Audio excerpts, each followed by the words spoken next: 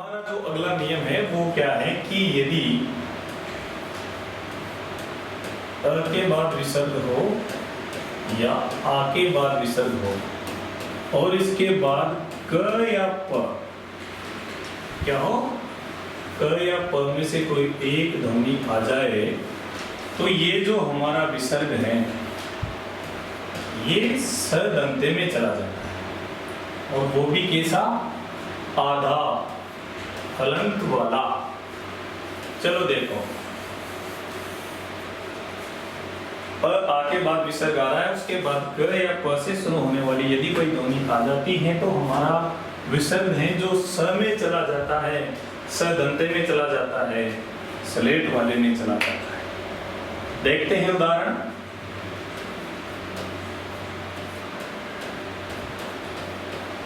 आप सबको मेरा नमस्कार। और क्या क्या उदाहरण हो जाएंगे, भागन कर,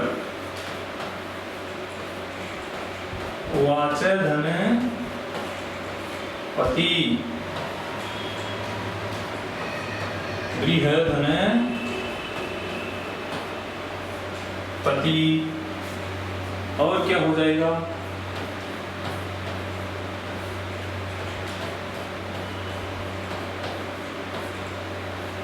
तिरधनकार।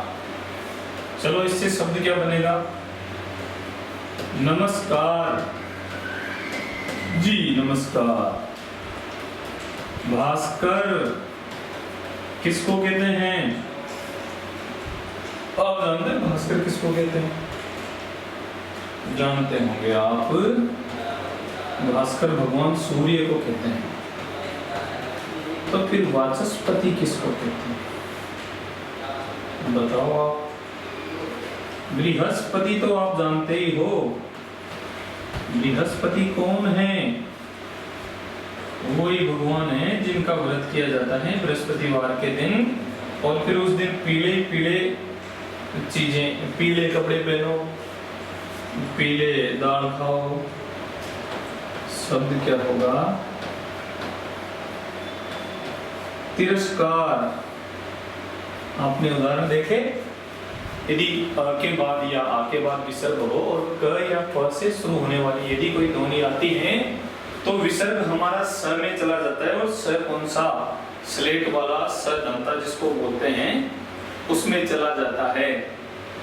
शब्द जो बने वो आप लोगों के सामने, क्या क्या शब्द बने हैं आगे देखें, देखते हैं, चलते हैं अगले नियम की ओर कि हमारा अगला नियम जो है वो क्या कहता है। और अगला नियम जो हमारा है वो ये है कि विसर्ग हो और विसर्ग के बाद यदि च या स से शुरू होने वाली कोई ध्वनि आ जाए तो विसर्ग स तालु में चला जाता है, और वो भी कैसा, आधा। यदि विसर्ग के बाद च या नियम नंबर जो भी आपका है वो आप लगा लें, च या स के बाद, सॉरी विसर्ग के बाद च या स आए तो विसर्ग हमारा स तालु में चला जाता है, सलजम वाले में चला जाता है, वो कैसा, आधा सलजम वाला। उदाहरणों के माध्यम से देखें,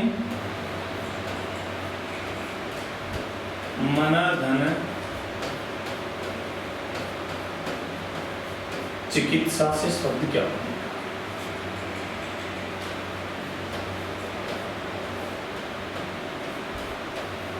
यश धन से शब्द क्या बनेगा,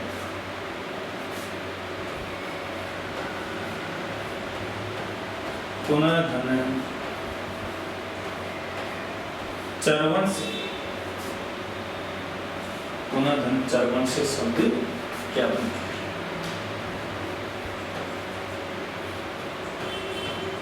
पुनः धन च से शब्द क्या बनेगा। और एक शब्द जो बहुत ही महत्वपूर्ण है इस नियम का वो क्या है हमारा, हरिधन चंद्र।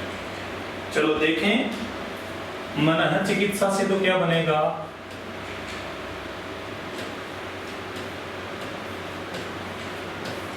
मनश्चिकित्सा, क्या शब्द बन गया? मनश्चिकित्सा, मन की चिकित्सा। यशस से शब्द बड़ा कमाल का बनेगा। आप लोग भ्रमित ना हो, कंफ्यूज मत हो जाना इसको देखे कि ये स लाइन से कैसे आ गए। बिल्कुल सही शब्द है वो। पुनश्चरण का मतलब होता है दोबारा चबाना, और पुनश्च का मतलब तो आप जानते हो दोबारा होता है, फिर से। हाँ, ये शब्द बड़ी सावधानी से।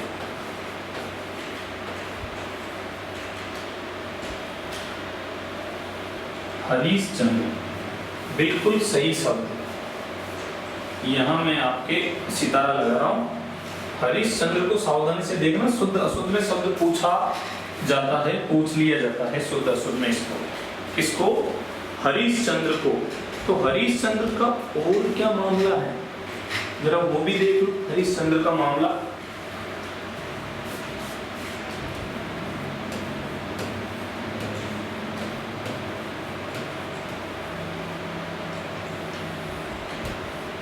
ये हरीशचंद्र भी बिल्कुल सही है।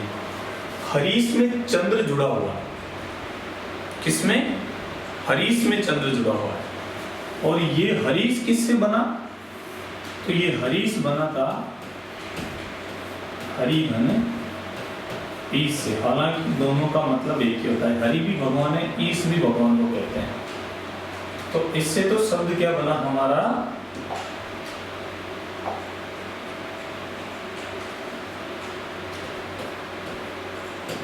हरीश बन गया दीर्घ संधि के तहत। छोटी ई और बड़ी ई मिलकर बड़ी ई बन गई और हरीश बन गया। और इस हरीश में फिर चंद्र जोड़ दिया। इस हरीश में क्या जोड़ दिया? चंद्र जोड़ दिया। यानी कि इसको अगर हम देखें तो हरीश धन चंद्र, और शब्द बन गया हमारा हरीशचंद्र। वो भी बिल्कुल सही, और हरीशचंद्र ये भी सही। तो फिर गलत कौन सा होगा हरीशचंद्र का?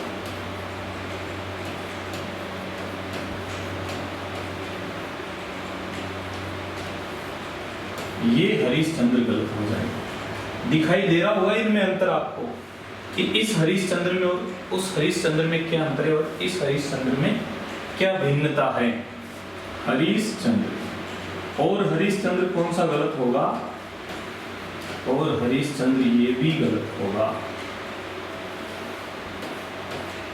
क्यों गलत है ये आप लोग भी समझने का प्रयास करें कि मैं ये जो अलग से बातें बता रहा हूं ये आपके कितनी काम की बातें हैं।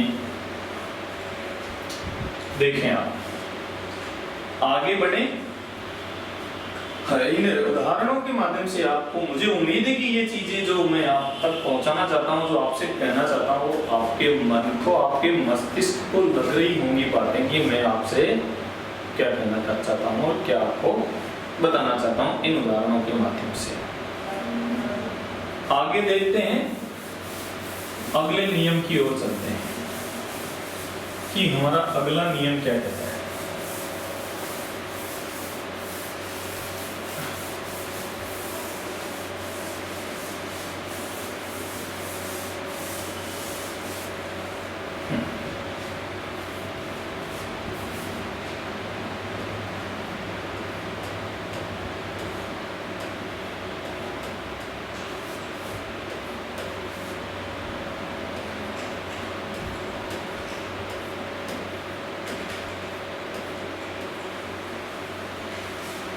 यदि ई के बाद विसर्ग हो या ओ के बाद विसर्ग हो और धन के निशान के बाद क प, ये एक शब्द नहीं है, ये कपटम अलग अलग है। ये यदि क से शुरू होने वाला आ जाए, मैं यहाँ अलग ही कर देता हूँ, लेकिन आप लोग पता नहीं क्या कर देते उसका।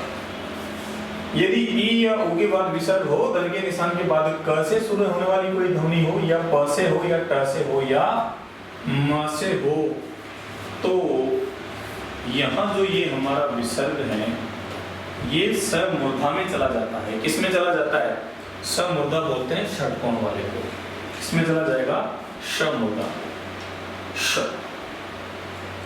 देखते हैं उदाहरण।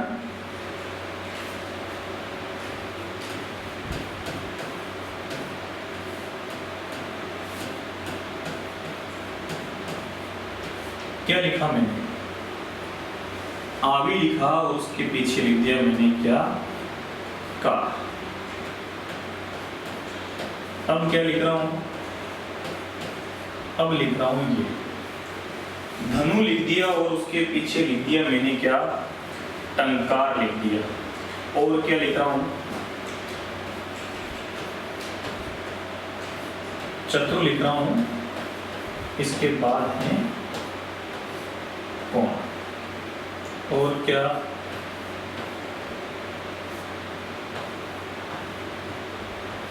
चतुर और इसके बाद पथ। चलो देखते हैं क्या क्या बनेगा।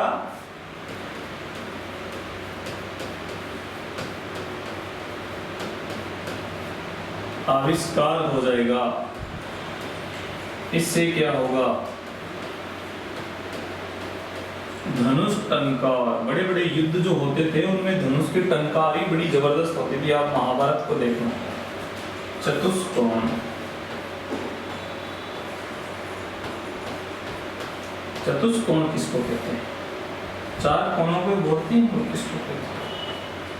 चतुष्पथ मतलब क्या? चार रास्ते। तो क्या करूं? मैं ही हूं, मैं ही बोलता हूं, मैं ही जवाब देता। हालांकि आप लोग जुड़ रहे हैं, आप लोग अच्छे से देख रहे हैं, मैं उम्मीद करता हूं कोई ये बात भी आप लोगों की समझ में बिल्कुल आई ही होगी। तो ये था हमारा विसर्ग संधि का अगला नियम। जो भी नियम नंबर आप लोग देख रहे हैं वो। और इसके बाद विसर्ग संधि के हम अगले नियम की तरफ बढ़ते हैं। और विसर्ग संधि का जो हमारा अगला नियम होगा वो होगा कि यदि विसर्ग के बाद, इसके बाद विसर्ग के बाद यदि ये रहा विसर्ग और इसके बाद त हो या स हो तो विसर्ग स में चला जाएगा। बोले तो स दंता में चला जाएगा। कैसे चला जाएगा? चलो, मन धन ताप। मन की असीम पीड़ा को बोलते हैं मनस्ताप। और क्या होगा? अंतर्धन सलीला। वो नदी जो जमीन के अंदर ही बहती हो उसको बोलते हैं क्या? अंतर सलीला बोलते हैं। और शब्द क्या होगा हमारा? प्रातः धन स्मरणीय।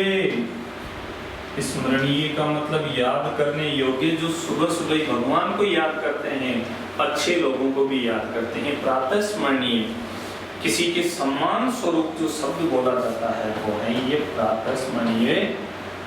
और ये सिर धन त्राण। त्राण का मतलब रक्षा करने वाला। सिर का मतलब सिर। और सिर की रक्षा कौन करता है? युद्ध के समय जब राजे महाराजे या सैनिक जाते थे तो वो अपने सिर पर एक हेलमेट, एक टोपा पहनते थे। देखा होगा आपने मूवी वगैरह में। तो उसको बोलते हैं क्या? क्या बोलते हैं? शिरस्त्राण बोलते हैं। अंतःसलीला बहुत प्यारा शब्द बना है। क्या? अंतःसलीला। प्रातः स्मरणीय।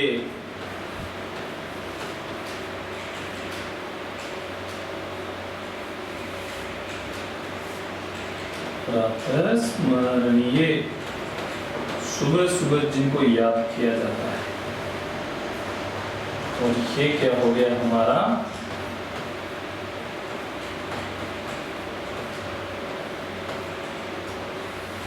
शिरस प्राण हो गया, यानी कि ये हेलमेट बोल दो या वो टोपा बोल दो जो हमारे सिर की रक्षा करता है। इसी तरह एक शब्द होता है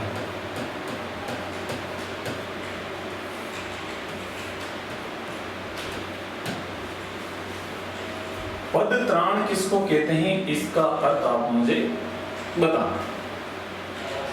कहाँ बताओगे तो आपको बताइए, कमेंट में लिख देना है कि पदत्राण किसका पर्यायवाची, किसको पदत्राण कहते हैं।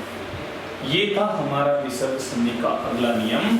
और विसर्ग संधि के एक और नियम की ओर बढ़ते हैं, उसके बाद हम समाप्त कर देंगे विसर्ग संधि।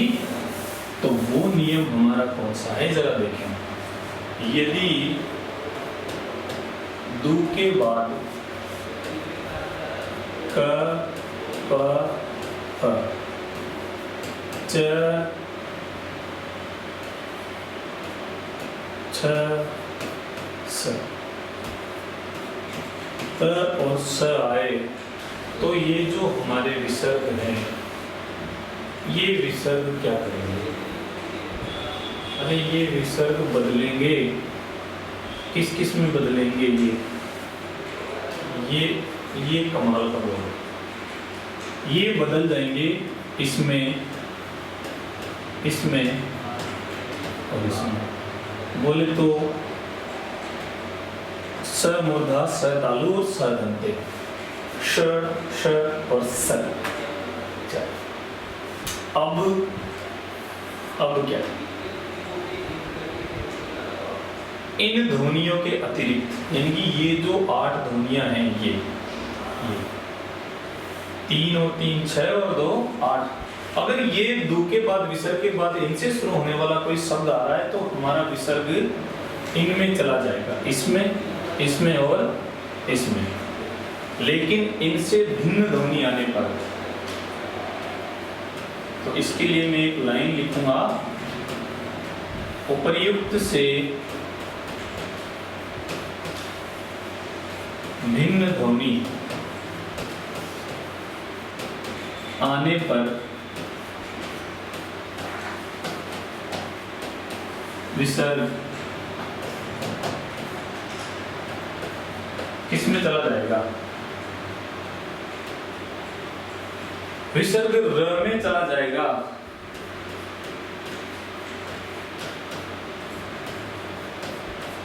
विसर्ग किसमें चला जाएगा, र में चला जाएगा, र में। ये देखो, ये कहना चाहता हूं,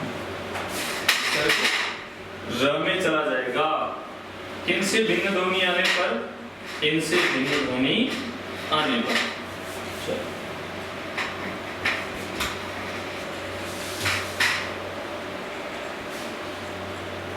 देखें उदाहरण, ये भी चीजें आपको उदाहरणों के माध्यम से ही समझ में आएंगी। तो पहले इनके उदाहरण देख लेते हैं।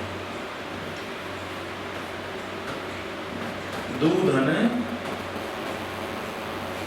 कपट, दूधन परिणाम,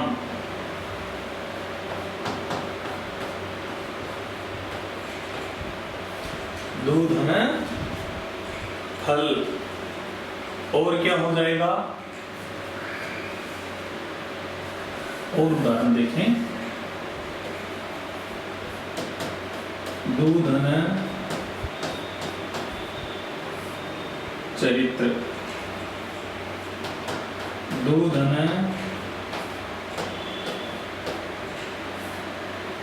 चिंता।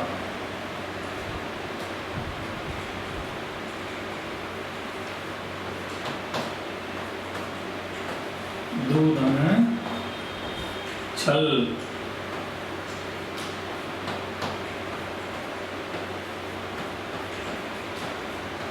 दूधन शासन। चलो इन्हीं को देख लेते हैं पहले कि क्या क्या होगा, क्या क्या सब होगा। इससे क्या बनेगा, दुष्कपट। इससे क्या होगा, दुष्परिणाम। अरे आपको समझ में आ रही है ना ये बात, कि ये विसर्ग इस स में जाएगा। यदि इनसे शुरू होने वाली ध्वनियां हो तो ये देखो प से हो रही है, यहाँ ख से हो रही है, तो ये सब किस में जाएंगे? इस स में जाएंगे। दुष्फल। अब यहाँ क्या होगा?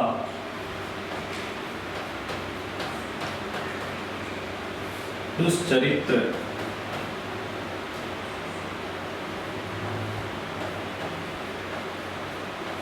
लेकिन यहाँ होगा दुश्चिंत, ना कि दुश्चिंता।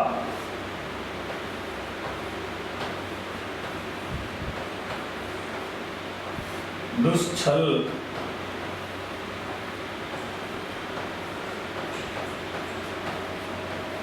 और ये हो जाएगा दुशासन, जिसका शासन ही बुरा हो।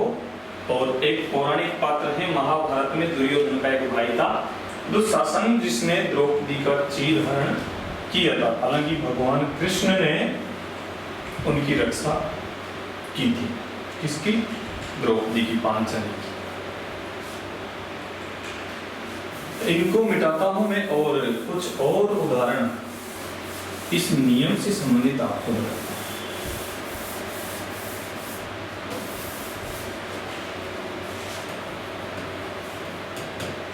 दूधन साहस। दूधन तर्क। दूधन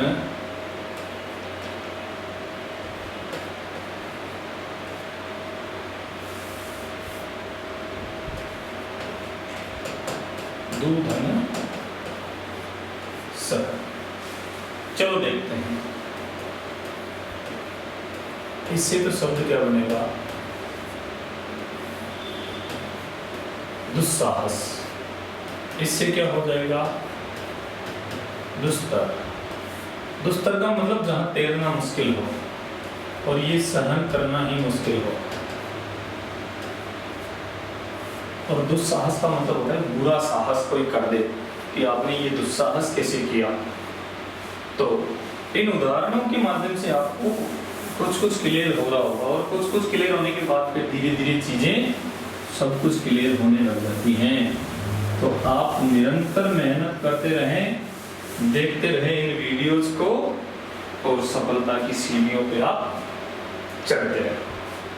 ये तो रहे वो जो हमारे शब्द हमने लिखे थे उन 8 ध्वनियों से संबंधित। और अब देखते हैं कि इनसे भिन्न ध्वनि आने पर विसर्ग रंग में चला जाता है तो उनसे कौन कौन से शब्द हमारे बनते हैं। तो वो शब्द भी जरा आप देखें।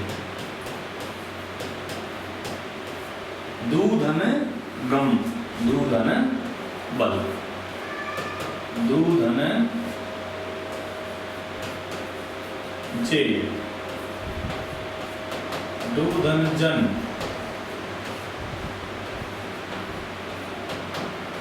दूधन लंघे,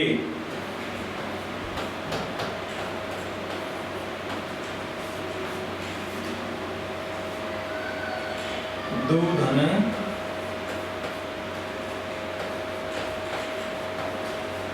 आराध्य,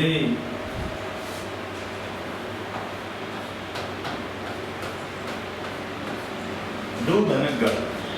क्या क्या लिखा मैंने और क्या क्या शब्द हमारे इनसे बन जाएंगे जरा आप देखें। इससे तो क्या होगा? दुर्गम, जहां जाना मुश्किल हो। इससे क्या होगा? दुर्बल हो जाएगा, कमजोर जो होता है। इससे क्या होगा? दुर्जेय, जिसको मुश्किल से जीता जा सके।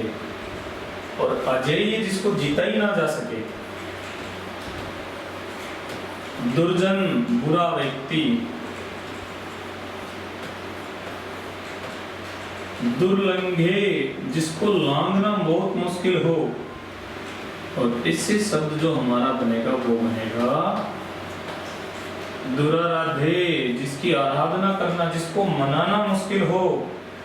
और ये दुर्ग ये जिस पर पहुंचना मुश्किल हो, दुर्ग आप जानते हो किले को बोलते हैं।